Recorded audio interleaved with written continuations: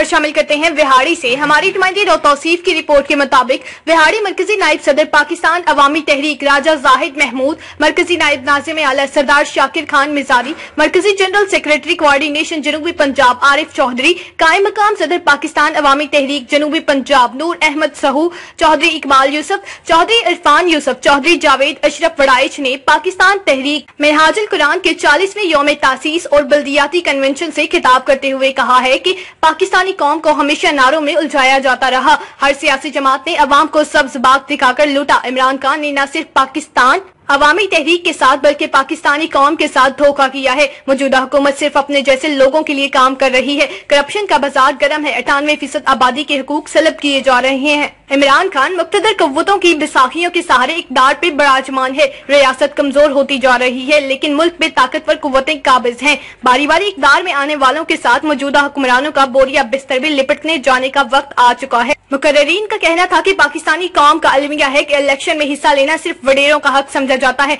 लेकिन पाकिस्तान अवामी तहरीक ने इस सोच का खात्मा किया और निचली सतह की क़यादत को कौमी सतह पे मुतारिफ कराया है। आइंदा बल्दियाती इलेक्शन में पाकिस्तान अवामी तहरीक पाकिस्तान भर में हर सतह पर अपने नुमाइंदे खड़े करेगी। मुकर्रीन का कहना था कि तब्दीली का नारा से आने वाले भी पिट चुके हैं। इस वक्त पीटीआई के वर्कर्स भी अपनी तब्दीली के नारे को डिफेंड नहीं कर पा रहे। इस वक्त मुतबादिल क़यादत पाकिस्तान अवामी तहरीक की सूरत में मैदान अमल में आ चुकी है। पाकिस्तान अवामी तहरीक में न कोई लूटा है और न ही इलेक्टेबल्स हैं। इनका ये भी कहना था कि 2013 में 2 नजरिए सामने आए। एक नजरिया इमरान खान ने पेश किया कि लीडर ठीक हो तो सब कुछ ठीक होता है, इसलिए मुझे वजीर आजम बनाया जाए, मैं सब कुछ ठीक कर दूंगा। मुक्तदर कुव्वतें इनको इक़्तिदार में ले आई, लेकिन इक़्तिदार मिलते ही इनका नजरिया खत्म हो गया और अब से पहले मुल्क के हालात बुरे हो चुके हैं। दूसरा नजरिया प्रोफेसर डॉक्टर ताहिरुल कादरी ने पेश किया कि कोई भी शख्स मौजूदा फरसूदा निजाम की मौजूदगी में बेहतरी नहीं ला सकता। पाकिस्तान की मंजिल इनकलाब है। पाकिस्तान अवामी तहरीक इनकलाब और इंतखाबी इस्लाहात के नजरिया पर कायम है।